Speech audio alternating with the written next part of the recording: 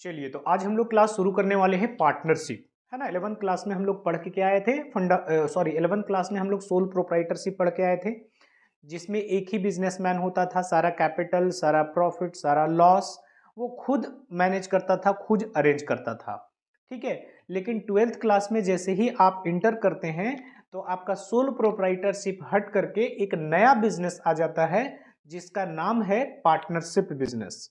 देखेंगे सबसे पहले जो बिजनेस हम लोग स्टार्ट करेंगे उसका बेसिक कॉन्सेप्ट जिस चैप्टर में देखेंगे वो चैप्टर का नाम है फंडामेंटल ऑफ पार्टनरशिप, ठीक है। उसके बाद हम लोग इसी का दूसरा चैप्टर पढ़ेंगे जो है वैल्यूएशन ऑफ गुडविल। गुडविल क्या होता है हम लोग 11th क्लास में पढ़ चुके थे, लेकिन यहां पर गुडविल का क्या करना है, वैल्यू निकालना है, कैलकुलेशन करना है गुडविल का, तो वो होगा। उसके बाद रिकंस्टिट्यूशन ऑफ पार्टनरशिप फर्म में क्या होगा, तो आपको change in profit and loss ratio होगा। फिर एडमिशन, नए पार्टनर का एडमिशन कैसे होगा। फिर अगर कोई पार्टनर रिटायरमेंट लेना चाहता है तो उसका रिटायरमेंट कैसे होगा, किस कंडीशन में क्या रूल रेगुलेशन होंगे, वो सब आपका retirement and death of partnership. फिर अगर पार्टनर मर गया उसके बाद फिर बिजनेस को क्या कर देना है, क्लोज करना। जिस ऑब्जेक्टिव से बिजनेस किया गया था अगर वो ऑब्जेक्टिव पूरा हो गया होगा तो फिर उस बिजनेस को क्या कर दिया जाएगा, क्लोज कर दिया जाएगा, ठीक है। तो अब हम लोग क्या करेंगे, सबसे पहले ये तो देख लिए आप कि हमारा जो बिजनेस का क्लासिफिकेशन था पार्टनरशिप का वो इस चैप्टर में बटा हुआ है। तो हमारा जो पहला चैप्टर है वो चैप्टर का नाम है फंडामेंटल ऑफ पार्टनरशिप, ठीक है। तो फंडामेंटल ऑफ पार्टनरशिप में हम लोग क्या क्या करेंगे सबसे पहले हम आपको वो बता दें। तो फंडामेंटल ऑफ पार्टनरशिप में सबसे पहले इंट्रोडक्शन लेंगे पार्टनरशिप का। अभी हम समरी आपको ऐसे ही बता दे रहे हैं, ठीक है। इंट्रोडक्शन पढ़ेंगे, पार्टनरशिप क्या होता है, ठीक है, इसका मीनिंग पढ़ेंगे, इसका डेफिनेशन पार्ट पढ़ेंगे, ठीक है। उसके बाद फिर इसमें जो पार्टनरशिप डिड होता है, पार्टनरशिप डिड के बारे में जानेंगे। उसके बाद पार्टनरशिप डिड में कौन कौन से कंटेंट होते हैं वो सब चीज के बारे में हम लोग जानेंगे। चलिए, ठीक है। तो पार्टनरशिप का मतलब होता है कि जब भी दो या दो से अधिक आदमी मिल करके कोई भी बिजनेस को करते हैं जो कि बिजनेस लीगल होना चाहिए, तो ऐसे बिजनेस को हम लोग क्या बोलेंगे, पार्टनरशिप बिजनेस बोलेंगे। फॉर एग्जाम्पल अगर हम बात करें कि चंगू और मंगू दो अच्छे फ्रेंड थे, दोनों अच्छे दोस्त थे, तो दोनों चाह रहा है कि अब हम लोग ऐसा करते हैं ना कि एक पार्टनरशिप बिजनेस शुरू करते हैं, ठीक है। तो हम लोग एक पार्टनरशिप बिजनेस शुरू करेंगे तो हम लोग को क्या क्या चीज का रिक्वायरमेंट पड़ेगा, ठीक है। हम लोग का म्यूचुअल अंडरस्टैंडिंग अच्छा है क्योंकि हम लोग एक अच्छे दोस्त हैं, तो ये लोग मिल करके दोनों क्या किया, एक बिजनेस शुरू किया, ठीक है। तो आपका मेरा कहने का मतलब ये है कि पार्टनर से बिजनेस शुरू करने के लिए एटलीस्ट मिनिमम 2 पर्सन का होना जरूरी है, ठीक है। और मैक्सिमम पार्टनर का संख्या 50 हो सकता है, ठीक है। मैक्सिमम नंबर ऑफ पार्टनर कितने हो सकते हैं, 50। तो सबसे पहले हम आपको बात करें कि जो पार्टनरशिप को डिफाइन किया था, किसी ने तो किया होगा ना पार्टनरशिप को डिफाइन। तो सबसे पहले पार्टनरशिप को डिफाइन जो किया, इंडियन पार्टनरशिप एक्ट 1932, सेक्शन कौन सा, 4। इसमें क्या लिखा हुआ है कि partnership is defined as the relationship who have agreed. Relationship का मतलब क्या हुआ, रिलेशनशिप का मतलब होता है जैसे वाइफ हस्बैंड का एक रिलेशनशिप होता है, भाई भाई का एक रिलेशन होता है, माँ बाप का एक रिलेशन होता है। रिलेशन का मतलब ही होता है एक दूसरे से मिल करके चलना, ठीक है। तो ये रिलेशनशिप है, एक क्या है, रिलेशन है। Who have agreed to share the profit of a business. अब यहां पर हम बात सिर्फ किसका किए हैं, प्रॉफिट का किए हैं। किस लिए प्रॉफिट का किए हैं हम लोग कि शेयर द प्रॉफिट। प्रॉफिट का मतलब क्या होता है, यहां लॉस का डिफाइन नहीं किए हैं, क्योंकि कोई भी अगर इंसान बिजनेस करना शुरू कर देगा तो ये सोच करके बिजनेस शुरू नहीं करेगा कि भाई हम लॉस कमाएंगे, ठीक है। वो बिजनेस को शुरू करेगा कि हमको प्रॉफिट कमाना है, उसका ऑब्जेक्टिव क्या होगा, प्रॉफिट कमाना, ना कि लॉस कमाना। इसीलिए इंडियन पार्टनरशिप एक्ट जो है यहां पर लॉस का कहीं बात नहीं किया गया। हाँ, अगर आपका मैनेजमेंट खराब हो, आप अच्छे से बिजनेस को मैनेज नहीं कर रहे हैं, अच्छे से बिजनेस को आप ऑपरेट नहीं कर रहे हैं, तो इस सिचुएशन में क्या होगा, आपको लॉस होगा। लेकिन आप तो ये ऑब्जेक्टिव लेकर के तो नहीं चले थे ना कि हमको बिजनेस में लॉस होगा, ठीक है। तो यहां पर share the profit of business carried by all, चाहे तो बिजनेस सब मिल करके करेंगे या फिर any of them acting for all, अब ये कैरिड बाई ऑल का मतलब क्या हुआ? सपोज अभी हमने बताया कि चंगू और मंगू दोनों बिजनेस में एक पार्टनर बनते हैं, एक लीगल बिजनेस करते हैं, तो चाहे तो दोनों कोई मिल करके बिजनेस चलाएगा, या फिर अगर चंगू बिजनेस में नहीं आया या दुकान में नहीं आया तो उसके बिहाफ में मंगू काम करेगा, और अगर बिजनेस में मंगू नहीं आया तो उसके बिहाफ में कौन काम करेगा? चंगू काम करेगा, और अगर दोनों है तो दोनों मिलके काम करेगा। ठीक है, ऐसा नहीं कि चंगू नहीं आया तो बिजनेस ताला बंद करके दुकान का चले जाएंगे, क्योंकि जब भी आएंगे तो दोनों आएंगे, तो ऐसा नहीं होगा। या फिर अगर A B C D 4 partner हैं तो चारों के बीच में बिजनेस होना चाहिए, यानी कि चाहे तो चारों मिलके बिजनेस करेगा, चाहे तो मान लेते हैं ए बी नहीं है तो सी डी बिजनेस कोऑपरेट करेगा, सी डी नहीं है तो ए बी बिजनेस कोऑपरेट करेगा, अगर बी सी डी तीनों नहीं है तो कोई भी एक होगा बिजनेस को ऑपरेट करेगा। तो कैरिड ऑन बाई ऑल इसका मतलब है चाहे तो सब कोई मिलकर के बिजनेस कर रहा है, या फिर any of them acting for all, तो सबके बिहाफ में वो काम कर रहा है। ठीक है, तो यहां तक आपको बात समझ में आ गया होगा कि पार्टनरशिप बिजनेस क्या है। पार्टनरशिप बिजनेस जब दो या दो से अधिक आदमी मिलकर के कोई भी लीगल बिजनेस को स्टार्ट करते हैं with the aim of profit motive, आप प्रॉफिट कमाने के उद्देश्य से बिजनेस शुरू किए हैं, और इन लोग के बीच में एक प्रॉफिट शेयरिंग रेशियो होगा। तो जो हम डेफिनेशन दिए हैं उसी को तोड़ करके हम लोग क्या करेंगे? हम लोग उसको तोड़ करके उसका फीचर निकालेंगे कि आखिर पार्टनरशिप बिजनेस का फीचर क्या है। ठीक है, तो दूसरा जो टॉपिक है हमारा वो है feature of partnership business. Feature of partnership business, तो अभी हमने बताया कि इसमें मिनिमम 2 पर्सन होना चाहिए, 2 और मोर पर्सन। ठीक है, 2 या 2 से अधिक आदमी का होना जरूरी है। ठीक है, इसमें मैक्सिमम लिमिट है पार्टनर का, मैक्सिमम लिमिट कितना है? 50 है। मैक्सिमम पार्टनर का संख्या कितना हो सकता है जी? 50। ये ऑब्जेक्टिव में भी आता है, मैक्सिमम टाइम क्वेश्चन आया है कि पार्टनरशिप बिजनेस में मिनिमम पार्टनर का संख्या कितना होता है, तो आप बोलेंगे मिनिमम पार्टनर का संख्या 2 होता है और मैक्सिमम पार्टनर का संख्या 50 होता है। ठीक है, तो ये पहला तो कैरेक्टर हो गया पार्टनरशिप का। दूसरा है there should be an agreement among the person to share the profit और लेस। पार्टनर के बीच में एक एग्रीमेंट होना चाहिए। एग्रीमेंट में भी रिटन हो सकता है और ओरल हो सकता है। ठीक है, ये रिटन एग्रीमेंट होगा, जैसे ओरली हो गया कि चलो हम और आप मिलकर के एक बिजनेस शुरू करते हैं। ठीक है, तो ओरली हुआ। ओरल का मतलब एग्रीमेंट जरूरी नहीं कि रिटन हो। ठीक है, वो ओरली होगा म्यूचुअल अंडरस्टैंडिंग से।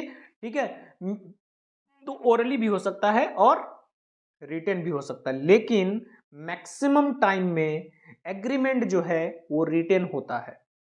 क्योंकि बाद में क्या होता है कि अभी तो खूब अच्छे मित्र हैं, अभी खूब अच्छा दोस्ती निभा रहे हैं, लेकिन बिजनेस जैसे जैसे आगे निकलते गया तो पार्टनर के बीच में लालच आने लगा या उन लोग के बीच में मिसअंडरस्टैंडिंग क्रिएट होने लगा, और जब मिसअंडरस्टैंडिंग क्रिएट होगा तो जबान का वैल्यू नहीं रहेगा। इसीलिए एग्रीमेंट जो है वो मैक्सिमम टाइम में क्या होता है? रिटर्न में होता है। ठीक है, आज तो इंसान अभी देखा जाए तो अपना बाप बेटा पर विश्वास नहीं करता है, बेटा बाप पर विश्वास नहीं करता है। ठीक है, क्योंकि इंसान का जबान का वैल्यू नहीं है, तो इसीलिए एग्रीमेंट रिटन में होगा तो बेहतर होगा, लेकिन ओरल भी हो सकता है। यहां पर हम ये नहीं बोल रहे हैं कि ओरल नहीं होगा, ओरल भी हो सकता है। ठीक है, उसके बाद इन लोग के बीच में कुछ प्रॉफिट शेयरिंग रेशियो होना चाहिए। पार्टनर पहले तो सोल प्रोप्राइटरशिप था ना, तो पूरा बिजनेस का पैसा अकेले ले जाता था, लेकिन यहां पर क्या हो रहा है कि जब पार्टनर 2 या 2 से अधिक है तो सब पार्टनर को कुछ ना कुछ प्रॉफिट होना चाहिए, तो इन लोग के बीच में एक प्रॉफिट शेयरिंग रेशियो होगा। और उसके बाद है बिजनेस। अभी हम डेफिनेशन में भी आपको बताए थे कि बिजनेस में भी चाहे तो सभी पर्सन मिलकर के करेंगे या बाकी पर्सन के बिहाफ में कोई एक पार्टनर काम करेगा। तो यहां लिख रहा है कि the business may be carried by all the business all the partner or any of them acting for all. चाहे तो पार्टनर सिर्फ बिजनेस जो है किसी एक पार्टनर के द्वारा किया जा रहा है या फिर सभी पार्टनर मिल करके कर रहे हैं। ठीक है, और लास्ट इसका जो कैरेक्टर है वो यानी कि फीचर है वो है कि ये बिजनेस जो है वो लीगल बिजनेस होना चाहिए। ऐसा नहीं कि चलिए हम और आप मिल करके डकैती का काम करते हैं, तो ये डकैती वाला काम नहीं करना है। ठीक है, आपको बिजनेस क्या करना चाहिए? लीगल बिजनेस होना चाहिए। अच्छा, अब एक चीज हमारा यहां छूट रहा है। यहां पर हमने क्या बताया कि 2 और मोर पर्सन होना चाहिए, लेकिन कुछ पर्सन ऐसे हैं जिनको आप पार्टनरशिप बिजनेस में नहीं ले सकते हैं। ठीक है, फॉर एग्जाम्पल आप माइनर को नहीं ले सकते हैं, माइनर पार्टनर को नहीं ले सकते हैं। ठीक है, माइनर मतलब जिनका एज 18 से कम हो, 18 साल से जिसका एज कम हो वो माइनर पार्टनर कहलाता है। तो आप माइनर को पार्टनर नहीं बना सकते हैं। ठीक है, हम बताएंगे आगे किस कंडीशन में माइनर को पार्टनर बनाया जा सकता है, लेकिन अभी यहां पर बात करेंगे कि माइनर को आप पार्टनर नहीं बना सकते हैं। और दूसरा, अनसाउंड माइंड नहीं होना चाहिए। अनसाउंड माइंड मतलब समझते हैं, पागल आदमी। पागल आदमी को आप पार्टनर नहीं बना सकते हैं, ठीक है ना। तो पागल आदमी का दिमाग कभी भी खराब हो सकता है। या फिर वैसा पर्सन जिनका कोई क्रिमिनल रिकॉर्ड हो, ठीक है, ऐसे इंसान के साथ आपको बिजनेस नहीं कर सकते हैं। ऐसे बिजनेस के साथ बिजनेस करना आपको नुकसान ही देगा, प्रॉफिट नहीं देगा। ठीक है, तो आई होप कि आपको डेफिनेशन और फीचर ऑफ पार्टनरशिप समझ में आ गया होगा। तो अभी हम लोगों ने बात किया कि चंगू और मंगू दोनों बिजनेस कर रहे थे, बहुत अच्छे घनिष्ठ मित्र थे। लेकिन क्या होगा कि बिजनेस जैसे जैसे आगे बढ़ेगा वैसे वैसे हो सकता है कि ये मित्रता खत्म होते जाए। ठीक है, आपसी मतभेद होने लगे। तब इस सिचुएशन में क्या होगा कि जब पार्टनरशिप के बीच में मतभेद होने लगा गया, कॉन्फ्लिक्ट होने लगेगा, तो पार्टनर के बीच में डेली लड़ाई झगड़ा होगा। तो इस सिचुएशन में क्या करना होगा, एक डीड बनाना होगा, पार्टनरशिप डीड बनाना होगा, पार्टनरशिप एग्रीमेंट जिसको बोलते हैं, या पार्टनरशिप डीड। तो ये अब हम लोग डिफाइन करेंगे किसको, कि पार्टनरशिप डीड क्या है। भाई एग्रीमेंट बनाएगा कि नहीं, अभी तो आप बहुत अच्छे मेरे मित्र हैं, लेकिन अभी का दौर जो है, अभी का जो दौर है, अभी तो अच्छे मित्र हैं आप, लेकिन जहां बीच में पैसा आता है दोस्ती खराब होने लगता है, ये आप भी जानते हैं। ठीक है, तो दोस्ती के बीच में पैसा नहीं आना चाहिए। तो हम लोग जब बिजनेस करते हैं तो इस बात का ख्याल रखना चाहिए कि बिजनेस अपनी जगह और दोस्ती अपनी जगह, प्रोफेशनल लाइफ अपनी जगह पर और फ्रेंडशिप लाइफ अपनी जगह पे होना चाहिए। तो ठीक है, हम लोग आपस में मित्र हैं, लेकिन फ्यूचर में किसी भी तरह का कॉन्फ्लिक्ट पैदा ना हो, या कॉन्फ्लिक्ट हो तो हम लोग के बीच में एक एग्रीमेंट होना चाहिए कि उस कॉन्फ्लिक्ट का, उस लड़ाई झगड़ा का समाधान क्या है। तो उससे पहले जो लड़ाई झगड़ा होने वाला है वो सब सारा टर्म कंडीशन हम क्या करेंगे, अपना रख देंगे। कहाँ रखेंगे, एक पेपर बनाएंगे, वो पेपर में लिखेंगे। अब वो पेपर क्या है, तो अब देखिए, वही पेपर जिसमें rule regulation term and condition partnership का होता है, उसी पेपर को हम लोग बोलते हैं पार्टनरशिप डीड। ठीक है, अब हम लोग इसको डिफाइन करेंगे, पार्टनरशिप डीड को डिफाइन करेंगे। Partnership deed is also known as partnership agreement. ठीक है, और पार्टनरशिप डीड जो है वो एक रिटन डॉक्यूमेंट है जिसमें पार्टनरशिप का term and condition, rule and regulation written होता है अमंग द पार्टनर्स। तो अब डिफाइन करेंगे। आप देखिए क्या लिखे हैं हमने, क्या लिखा हमने कि partnership deed is a written document. कौन सा डॉक्यूमेंट, रिटेन डॉक्यूमेंट, लिखा हुआ मिलेगा। ठीक है ना, that contain term and condition, rule and regulation among the partners. जितना भी रूल रेगुलेशन होगा, जो भी टर्म कंडीशन होगा, जो भी अपना टर्म कंडीशन के हम इस बेसिस पे पार्टनरशिप बनाएंगे। ठीक है, हमको क्या क्या मिलना चाहिए, क्या क्या नहीं मिलना चाहिए। अगर हम लोग कैपिटल लगाए हैं तो हम लोग को कैपिटल पे इंटरेस्ट कितना मिलना चाहिए। अगर कोई ड्राइविंग कर ले रहा है बिजनेस से तो उसको इंटरेस्ट ऑन ड्राइविंग कितना देना चाहिए। ये सारी बातों को हम लोग क्या करेंगे, एक रिटन डॉक्यूमेंट में लिखेंगे। तो ये रिटन डॉक्यूमेंट को हमने डिफाइन किया कि पार्टनरशिप डीड एक ऐसा रिटन डॉक्यूमेंट है जो पार्टनर्स के rule and regulation, term and condition को क्या करता है, रिटन में रखता है। ठीक है, ताकि फ्यूचर में किसी भी तरह का कोई कॉन्फ्लिक्ट हो तो ये एग्रीमेंट निकाल करके वहां सामने रख दिया जाएगा कि इस कंडीशन पे हम लोगों ने, सपोज करो कि पहले प्रॉफिट एंड लॉस इक्वल बांटते थे, या फिर 2:1 के रेशियो में डिस्ट्रीब्यूट करते थे पार्टनर, लेकिन फ्यूचर में ये लोग लड़ाई करने लगा कि नहीं हम लोग बराबर बराबर बांटेंगे। तो तुरंत वही पोथी पत्रा खुलेगा और पोथी पत्रा का नाम क्या है, पार्टनरशिप डीड। अब उसमें लिखा हुआ रहेगा कि भाई बराबर बराबर बांटना था, कि 2:1 में बांटना था, कि 5:1 में बांटना था, क्या रेशियो था, तो उस डॉक्यूमेंट में लिखा हुआ रहेगा। अब वो डॉक्यूमेंट में जो लिखा हुआ रहेगा उसी को मानना है। ठीक है, तो अब यहां पर आपका क्वेश्चन अराइज हो रहा होगा कि सर पार्टनरशिप डीड में कौन कौन से कौन कौन से कंटेंट होते हैं, कौन कौन से कंटेंट को लिखा जाता है। तो हमने अभी आपको डायरेक्ट बता दिया, क्या बताया कि पार्टनरशिप डीड में जो भी रूल रेगुलेशन टर्म कंडीशन होगा वो लिखा जाता है। फॉर एग्जाम्पल देखिए, हमने यहां पे कुछ कंटेंट लिखा है। सबसे पहले लिखा कि name of firm and nature of the business. Firm का नाम क्या होना चाहिए, आप जो अगर आप बिजनेस करने जा रहे हैं तो दुकान का नाम तो आप कुछ सोचे होगे ना कि भाई चंगू मंगू हम लोग जो बिजनेस करने जा रहे हैं उस बिजनेस का कुछ नाम होना चाहिए। तो वो बिजनेस का क्या होगा, नाम, और उस बिजनेस का नेचर क्या है। ठीक है, वो बिजनेस का साइज कितना बड़ा होगा, कितना कैपिटल लगेगा, वो सब। और दूसरा चीज होगा कि पार्टनर का नाम और उसका एड्रेस। ठीक है, पार्टनर का क्या नाम होगा और पार्टनर का एड्रेस। वो लोग कैपिटल कितना डिस्ट्रीब्यूट करेगा, कैपिटल कितना लगाएगा, वो सब यहां पर लिखा हुआ मिलेगा। अगर पार्टनर कैपिटल लगा रहा है तो कैपिटल पे इंटरेस्ट कितना मिलेगा वो भी इसमें लिखा हुआ मिलेगा। अगर कोई पार्टनर को कोई वर्किंग पार्टनर है तो अगर पार्टनर को सैलरी देना होगा तो क्या सैलरी होगा, डॉक्यूमेंट में लिखा हुआ रहेगा कि सैलरी इसको मिलेगा वर्किंग पार्टनर को। कमीशन कितना मिलेगा या रेमुनरेशन मिलना है तो रेमुनरेशन कितना मिलेगा। अब ये मत पूछना कि सैलरी कमीशन और रेमुनरेशन क्या है, आपको 11th क्लास में ही ये सब चीज आपको बता चुके हैं। ठीक है, वो लोग के बीच में प्रॉफिट शेयरिंग रेशियो क्या होगा। फिर अगर वो ड्राइंग करते हैं तो ड्राइंग कैसे कर रहे हैं, वो ड्राइंग पे इंटरेस्ट कितना देना पड़ेगा। ठीक है, पार्टनर्स को इंटरेस्ट ऑन ड्राइंग देना पड़ेगा ना फर्म को, तो कितना इंटरेस्ट का रेट होना चाहिए। अगर कोई पार्टनर फर्म को लोन प्रोवाइड कर रही है तो उस लोन पर इंटरेस्ट कितना होना चाहिए। और अगर कोई नए पार्टनर का एडमिशन होना है तो एडमिशन किस कंडीशन में होना है। अगर कोई पार्टनर का रिटायरमेंट हो रहा है या रिटायरमेंट लेना चाहता है तो वो किस कंडीशन में रिटायरमेंट लेगा। और अगर कोई पार्टनर का डेथ हो गया तो डेथ के सिचुएशन में पार्टनरशिप का जो रूल रेगुलेशन होगा, यानी कि पार्टनर्स जो है उनके जो एग्जीक्यूटर्स होंगे, यानी कि उसके बिहाफ में कोई ना कोई तो होगा ना, तो उन लोग को उसका हिस्सा कैसे दिया जाएगा। और अगर फर्म को बंद करना हो तो किस सिचुएशन में या कैसे हम लोग पार्टनरशिप फर्म को बंद करेंगे।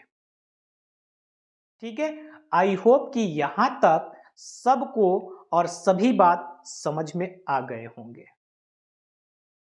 ठीक है, चलिए, तो अब नेक्स्ट, अब आपका दिमाग में ये क्वेश्चन अराइज हो रहा होगा। क्या क्वेश्चन अराइज हो रहा होगा कि सर अगर एग्रीमेंट ही नहीं बनाएंगे तो क्या हम बिजनेस नहीं कर पाएंगे। अगर पार्टनरशिप एग्रीमेंट या डीड नहीं बनाएंगे तो क्या बिजनेस नहीं होगा, क्या ये बनाना जरूरी है। तो हम यहां पर बोलेंगे पार्टनरशिप डीड बनाना जरूरी नहीं है, ये कंपलसरी नहीं है। लेकिन हम आपको बताए हैं कि बिजनेस को अगर लॉन्ग पीरियड ऑफ टाइम तक चलाना है और बिजनेस में किसी भी तरह का लड़ाई झगड़ा ना हो तो आप बना लीजिएगा तो ज्यादा बेहतर होगा। लेकिन अब क्वेश्चन आपका क्या हो रहा है कि सर अगर हम नहीं बनाएंगे तो क्या होगा। तो अब नहीं बनाएंगे तो क्या होगा, तो अब देखिए क्या होगा। चलिए, पार्टनरशिप एग्रीमेंट आप नहीं बनाए, ठीक है, तो या पार्टनरशिप डीड आप नहीं बनाए, तब इस सिचुएशन में आप क्या करेंगे। देखिए, इस सिचुएशन में आपको क्या करना है। जब आप पार्टनरशिप एग्रीमेंट नहीं बनाएंगे तो इस सिचुएशन में अगर बीच में किसी भी तरह का कोई भी लड़ाई झगड़ा होता है तो पार्टनर मान लेते हैं कि सपोज करो चंगू बोल रहा है कि हम कैपिटल लगाए थे 5 लाख, ये हो गया चंगू और ये हो गया मंगू, ये दोनों मिलकर के पार्टनरशिप बिजनेस को शुरू किया और इन्होंने बोला कि हमारे पास पैसा है। चंगू क्या बोलता है कि मेरे पास पैसा है, मंगू बोलता है मेरे पास पैसा नहीं है भाई, मेरे पास दिमाग है। ठीक है, अब ये दोनों मिलकर के, चंगू बोला कि ठीक है हम बिजनेस में 5 लाख रुपया लगा देते हैं और तुम आकर के ये बिजनेस में दिमाग लगा दो और चलो पार्टनरशिप बिजनेस शुरू करते हैं।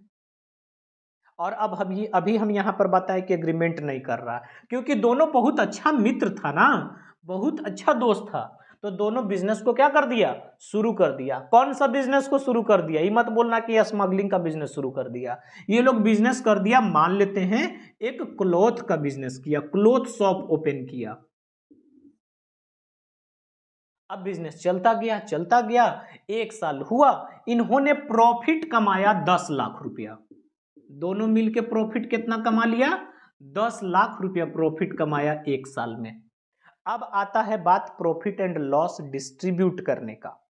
ठीक है, तो अब चंगू और मंगू दोनों एक जगह पे बैठते हैं और बोलते हैं कि भाई प्रॉफिट एंड लॉस चलो बांट लेते हैं। तो ये चंगू बोलता है कि हम प्रॉफिट लेंगे 2 भाग और मंगू को तुमको देंगे 1 भाग। कौन बोला, मंगू। आप बताओ चंगू को बर्दाश्त होगा। चंगू बोलेगा बेटा पूरा का पूरा पैसा हम लगाए हैं और तुम बोल रहा है कि पूरा का 2 भाग हम प्रॉफिट ले जाएंगे और तुमको 1 भाग देंगे। ये बोल रहा है कि नहीं, पैसा पूरा हम लगाए, तो पूरा जब पैसा हम लगाए तो हम प्रॉफिट ज्यादा रखेंगे। ये बोलने लगा, कौन, चंगू बोलने लगा कि नहीं हम 2 भाग रखेंगे और तुमको 1 भाग देंगे। और हम कैपिटल 5 लाख लगाए थे ना, 5 लाख पर हमको भाई इंटरेस्ट ऑन कैपिटल भी चाहिए 10%। ठीक है, मंगू को आया गुस्सा, बोला कि तुम ठीक है दिमाग तो हम लगाए ना, बिजनेस में काम तो हम किए ना, हमको सैलरी दे दो, हम सैलरी लेंगे। अब देखो दोनों के बीच में लड़ाई झगड़ा होना शुरू हो गया। अब आप ये बताइए कि अगर ये पार्टनरशिप डीड बना हुआ रहता, एग्रीमेंट बना हुआ रहता, तो क्या ये दोनों के बीच में लड़ाई होता? क्योंकि पहले ही अगर डिफाइन कर लेता, बिजनेस शुरू करने से पहले ही बोल देता कि नहीं भाई प्रॉफिट एंड लॉस हम लोग क्या करेंगे ना 2:1 में बांटेंगे, उस समय बना होगा। जो पार्टनर काम करेगा ना उसको सैलरी मिलेगा, जो पार्टनर ज्यादा कैपिटल लगाएगा ना उसको इंटरेस्ट ऑन कैपिटल मिलेगा। ये पार्टनरशिप डीड में अगर ये लोग लिखा हुआ रहता तो आज जो ये लोग कुत्ता बिल्ली के जैसा लड़ रहा है, क्या लड़ता? क्या लड़ाई ये होता? नहीं होता। तब इस सिचुएशन में इसीलिए बोला जाता है कि पार्टनरशिप एग्रीमेंट बनाना चाहिए। तो अब ये लोग लड़ाई झगड़ा कर रहा है, तो अब बोला कि अब इसका फैसला कौन करेगा। ये लोग तो दोनों फैसला नहीं कर पाया क्योंकि एग्रीमेंट नहीं बनाया था और लड़ाई झगड़ा शुरू हो गया। तब इस सिचुएशन में इन लोग को बोलेगा कि ठीक है चलो हम लोग कोर्ट का दरवाजा खटखटाते हैं। कहाँ जाएगा ये लोग? कोर्ट का दरवाजा खटखटाने जाएगा। अब चलिए कोर्ट जैसे ही गया वहां जज साहब पूछ रहे हैं कि तुम लोग पार्टनरशिप डीड बनाया था?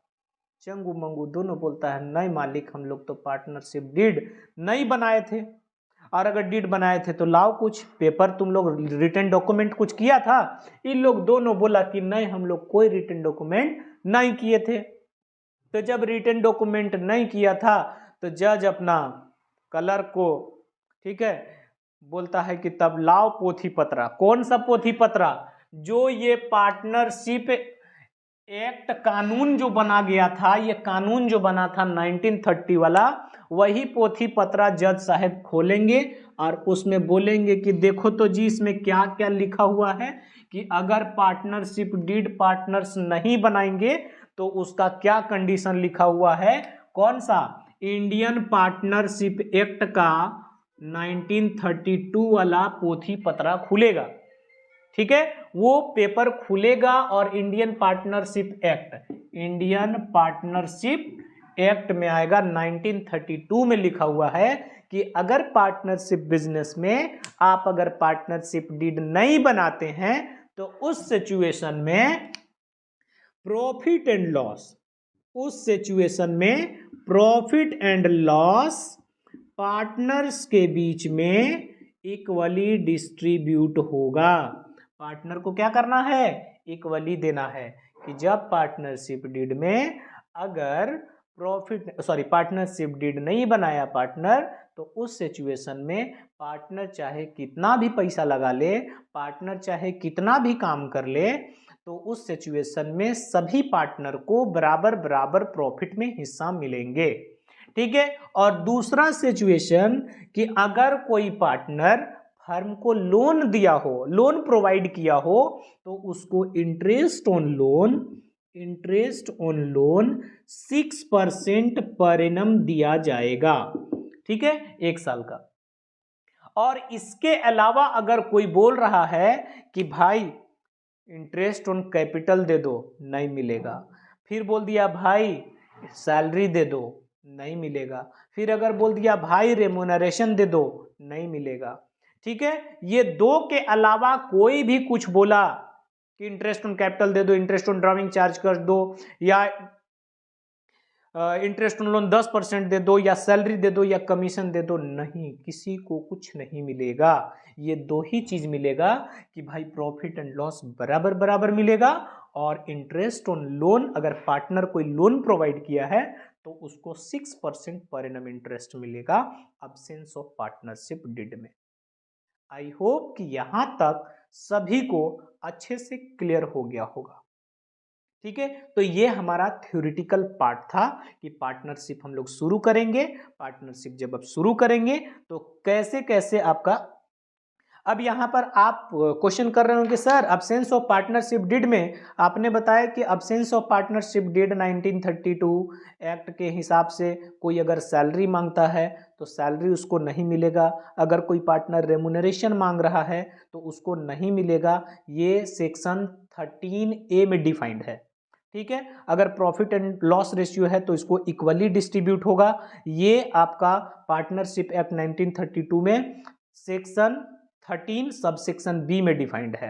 इंटरेस्ट ऑन कैपिटल नहीं देना है, ये कौन सा सेक्शन में डिफाइन किया गया है, तो सेक्शन 13 सब सेक्शन सी में डिफाइन किया गया है। अगर इंटरेस्ट ऑन लोन या एडवांस है तो उसको 6% इंटरेस्ट ऑन लोन दिया जाएगा, ये सेक्शन 13 सब सेक्शन डी में डिफाइंड है। ठीक है, तो चलिए अब यहां तक आप लोग को सब बात क्लियर हो गया होगा। तो थ्योरेटिकल पार्ट हम लोग का लगभग लगभग कंप्लीट हो चुका है। ठीक है, अब हम लोग न्यूमेरिकल पार्ट में जाएंगे, और इस फंडामेंटल ऑफ पार्टनरशिप में हम लोग कौन कौन से न्यूमेरिकल तरफ जाएंगे, तो क्या क्या कैलकुलेशन करना है आपको हम यहां पर